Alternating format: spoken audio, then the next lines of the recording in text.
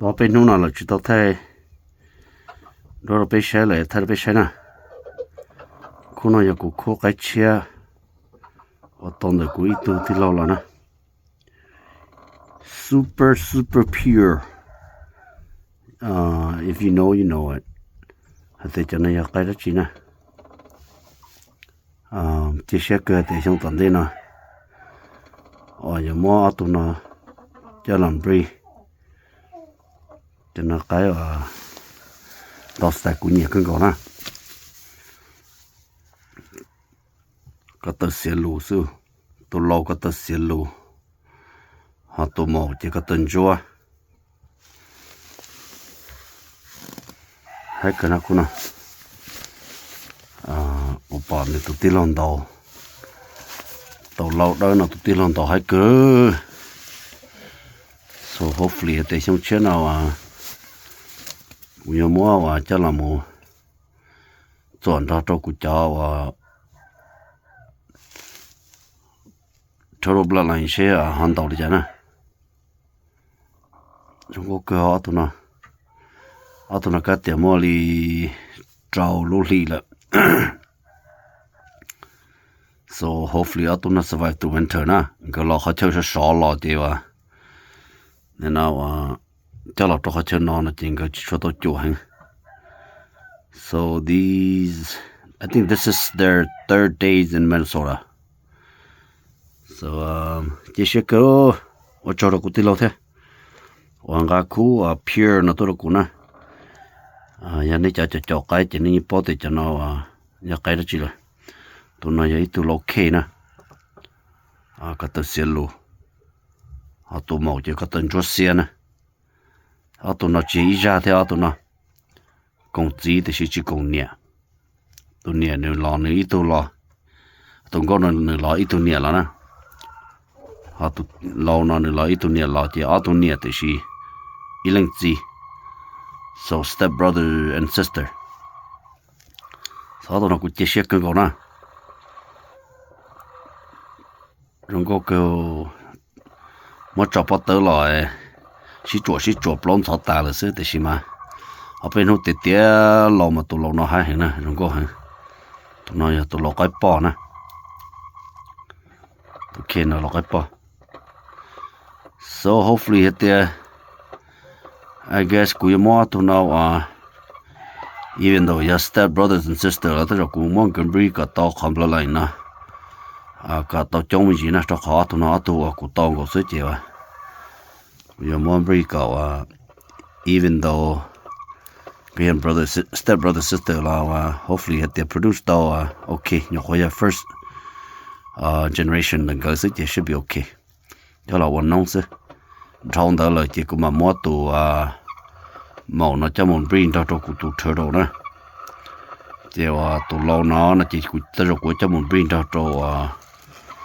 nên nó của tụ màu bread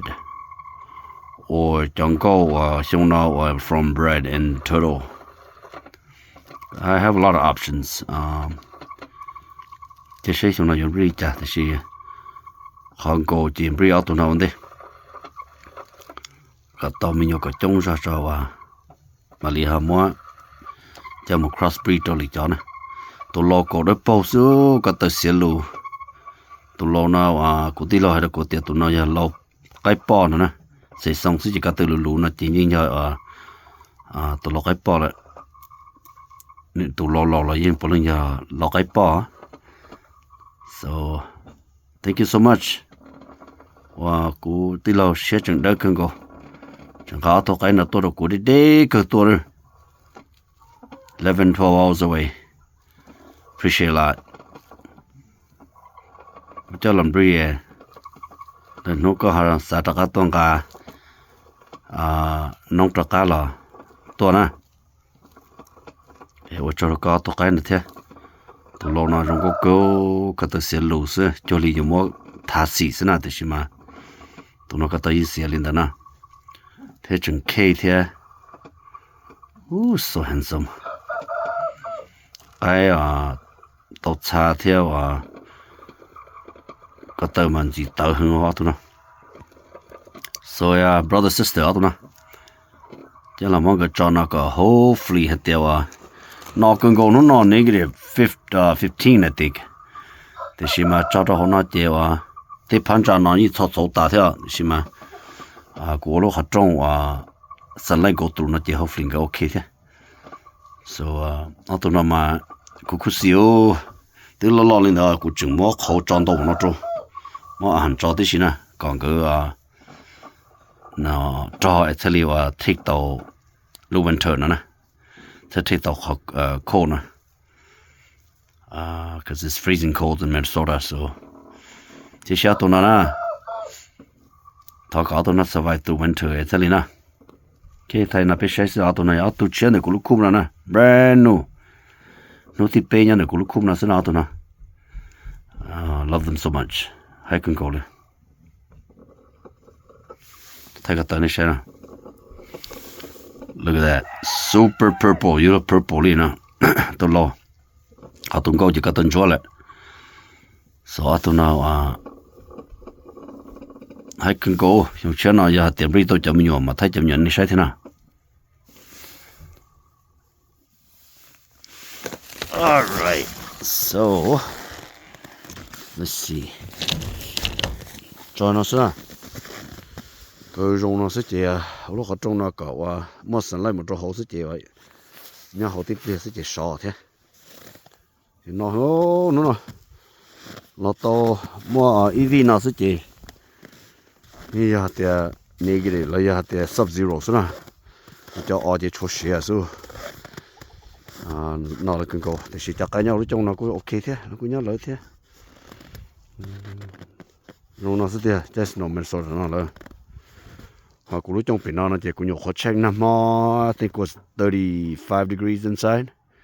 นู่นกูเช็คนะยังย้อนกูจั่วสุดเดียวแต่สิจานน่ะชั้นตัวเลยนะเจแต่เรา也少就肉的จะใกล้เนี่ยกูย้อนหนึ่งเท่กูช่วยจัดน่าจะตาเลี้ยวเลยให้น่าไปใช้สินะเอาไปนู่นมาไทยด้วย